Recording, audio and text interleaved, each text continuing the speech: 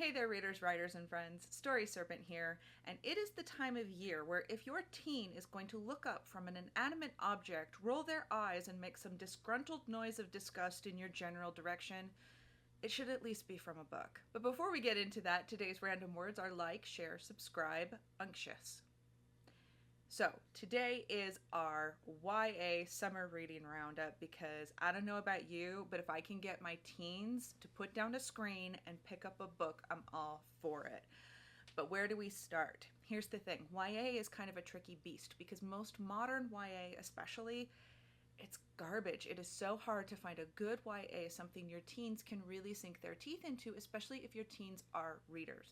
So, let's get started. Our first YA recommendation is The Alchemist, The Secrets of the Immortal Nicholas Flamel, and the series that spawns forth from it, which include the books The Magician, The Sorceress, The Necromancer, The Warlock, and The Enchantress. So, complete series.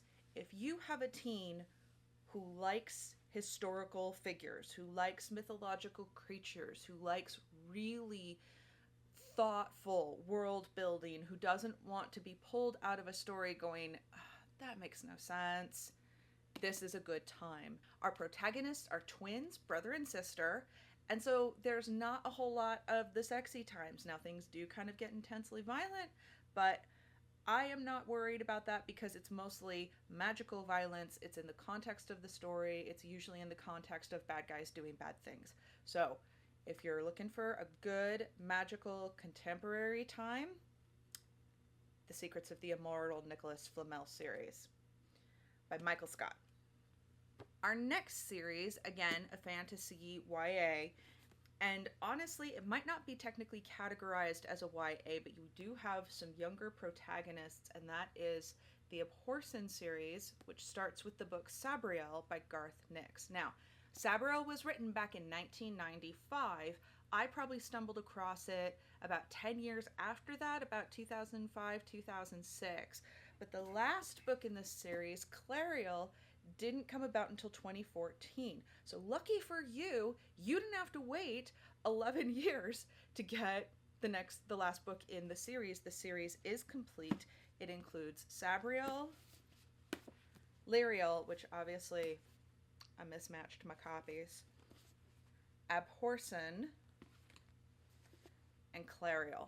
Now, these books are about, they start with Sabriel, obviously. They jump through time quite a bit. They follow side characters all over the place, but the world building, while occasionally a little murky, it's not as concrete as you might like, never strays. It's always deeply immersive. You care about the characters, and if you like a little zombie, a little necromancer, this is a thing that's gonna intrigue your teen.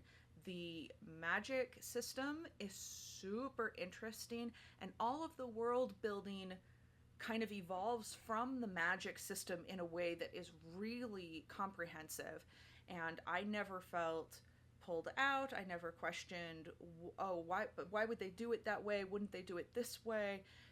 It's Garth Nix at his finest.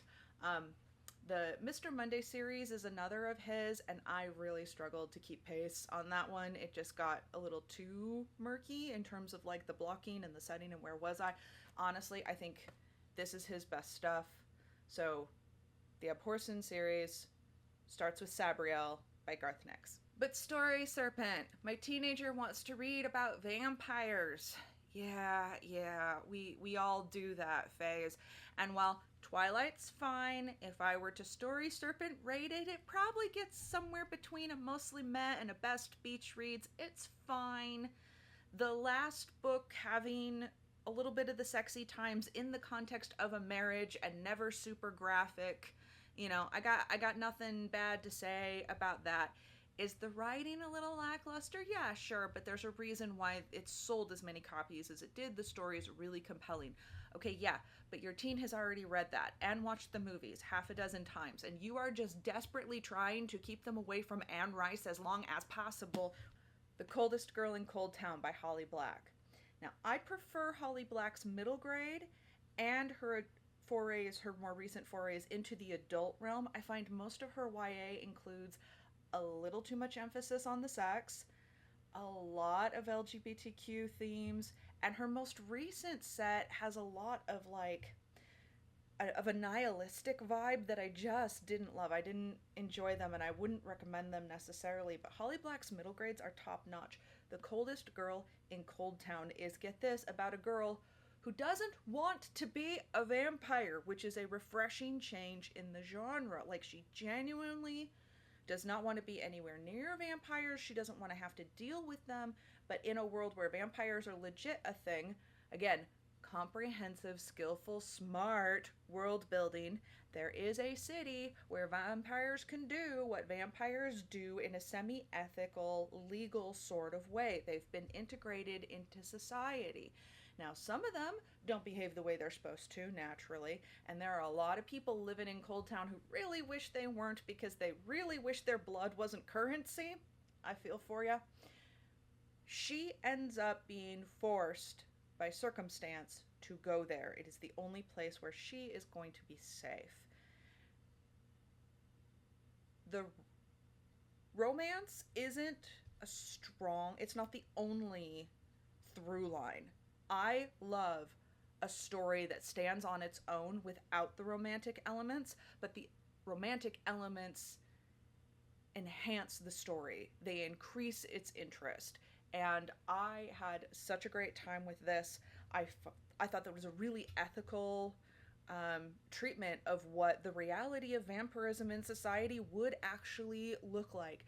So if you're trying to get your teen to realize maybe wanting to be a vampire not your life goal, The Coldest Girl in Cold Town by Holly Black. Next up is one of my favorite books of all time because it has one of the best starting sentences on the planet, one of the best hooks ever written. It is the first day of November, and so today someone will die. Like, you're in, right? Setting is there immediately. You are drawn into what is going to happen. We don't know who is going to die, who's it going to be, how is it going to happen, we don't know. But The Scorpio Races by Maggie Stiefvater follows, again, young female protagonist, as most YA do, but her brother plays a significant role.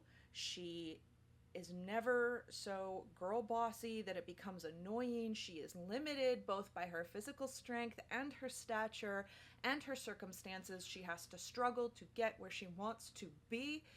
It is a really excellent read, and it's not that long. If you've got a teen who's like, but it's gonna be too long. 407 pages on a nice big kind of trade hardback size. I think I reread this one every few years just because the writing is really gorgeous too. There's some beautiful metaphor, and one of the things that Maggie Stiefvater does really well is incorporating the practical real world and the supernatural, the mythological, and the way those two things weave together, and those sort of liminal places where those two things seem to meet. At the edge of the water, along the shore, around a bonfire. She has a great sense for the mythical and the spiritual. So if you're looking, again, slightly more contemporary, but with a more rural setting, so you can get away with some of these things a little bit better, The Scorpio Races by Maggie Stiefvater. Okay, you want something more substantial for your teen. I get it. They can't read YA fantasy all summer long. This right here is one of my very prized possessions. It is a copy of The Merchant of Venice, printed in 1889, that my husband found for me in a used bookstore. It is never too early, I do not think, to introduce a teen to the Bard. And I think The Merchant of Venice is one of the easiest ways to do it because it is actually one of his comedies. Remember, comedy ends in a marriage, and we do end up with some couples getting together. So if you've got a teen who's like, but is anybody in love? And oh my goodness, this is so hard. The fact of the matter is, these days there are a lot of great guides to Shakespeare and to understanding the language. And the more we enrich our children's linguistic experience, the more likely they are to love reading and to reach for things that challenge them a little bit. And when they find things in books that do pull them out a little bit, that make them go, oh, I don't know that word, or I don't understand this reference, it makes it more likely that they're going to go look it up and then get back into the book. That's what we want. We want skillful, intelligent, thoughtful readers who know how to look for the meaning behind the words. And Shakespeare, I think, is one of the best ways to teach them that skill because it's inherent in the process. We don't speak the way Shakespeare does. The other thing is the iambic pentameter in which Shakespeare is written. They've done all kinds of studies. You can look them up. Google is your friend. It does very specific things to the brain, especially our modern brains that aren't used to hearing things done that way anymore. If you have a kid who is struggling to feel inspired, give them Shakespeare. It will open up their brains and get those neurons cranking in a way that they will find absolutely delicious. I often turn to the sonnets when I am feeling a little stifled. The other nice thing about Shakespeare is that because he is so very ubiquitous, there are any number of video presentations of his plays. And because they were written as plays, they were meant to be watched, performed, and acted, not just read on the page. So here's what you do. You find them a copy that has side-by-side annotations so that they can both read the Shakespeare and what it actually means. So they have an understanding of the play and the story before they are done. And you tell them, when you are done, we will watch the movie together. Chances are, though, because it's Shakespeare and it's art and Hollywood do what Hollywood do, most of the versions of Shakespeare that are visual end up with some tits. You can skip them if you want. You can have a conversation with your teenager about the role of nudity in art, etc. However you as a parent want to handle that, but I think exposing them to a visual representation as a reward for having kind of slogged through the written is a great way to get some meat in their literary diet. Okay, Story Serpent, but that's all still fiction. Yes, you are correct. If you are looking for some nonfiction for your teen this summer, The Art of Learning by Josh Waitzkin. Josh Waitzkin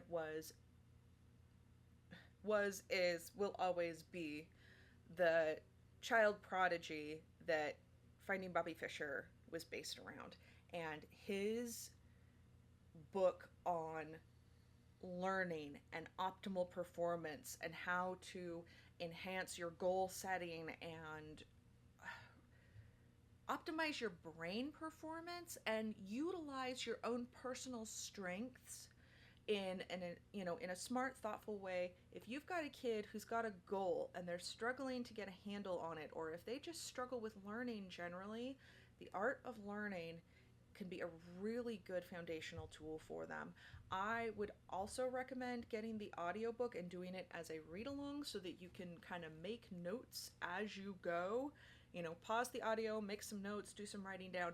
I find, for me personally, and my very ADHD brain, for nonfiction, having the audio in while I'm reading helps me stay focused. If I'm just reading, something I'm reading will cause a thought, and that thought will cause another thought, and then for the next 10 minutes, I'm thinking about all kinds of other things, and then by the time I realize, what was I doing, I've got no clue what's going on in the book anymore. But having the audio in my ear while I'm reading along really helps it sinks in, helps me internalize the concepts that I'm reading about. So I would highly recommend that, both with The Art of Learning by Josh Waitzkin and Atomic Habits by James Clear. Do you have a teen whose response to that little bit of inertia before they have to do anything, regardless of what the thing is, seems like a mountain, and their personal response to you and that request every single time is, like Atlas just rolled the earth on top of their shoulders? Yeah, that's developmentally appropriate to an extent, but that mindset of, that thing is going to be so hard, can be really damaging to our kids in the long term. We want our kids to feel capable. We want them to feel like everything is figure-outable. We want them to feel like they have the intelligence, skills, and capacity to tackle anything. And so when they get asked to do something, they're a little annoyed they got pulled out of whatever fantasy fiction they were reading at the time, but they understand that they can get to it, get it done quickly. Same with any sort of skills and habits they are building over time. Atomic Habits by James Clear really sets a primer for, by small things are great things brought to pass. Little actions every day over the course of a lifetime add up to achievement, satisfaction, fulfillment, and crafting the kind of life that you love, that you enjoy on the regular, despite the vicissitudes of life coming at you. I love the ideas that he espouses in this book, and he also has a newsletter that you can sign up for weekly that poses wonderful questions at the end that make for great journaling prompts, teen and adult alike. In fact, I would recommend doing this as a read together, as a study together with your teen. Again, audio and book at the same time. And that will allow you both to think about really deeply, what does our life look like? What are some really small, really easy, simple step-up kind of changes that we can make in our life that will make our communication better, that will make our goals more attainable, that will help us be the kind of people we want to be. So if you've got a teen for whom the idea of striving and aspiring for anything makes them make gagging noises, Atomic Habits by James Clear might be a great place to start. And that's it. That's our YA Summer Roundup from the story Serpent. I hope you enjoy at least one of these over the course of the next couple of weeks and maybe nudge your teen in the direction of something great. If you've got a story you would like to see the Serpent take on in the next few weeks, feel free to put it in the comments. And until next time, read on, write on, stay sharp.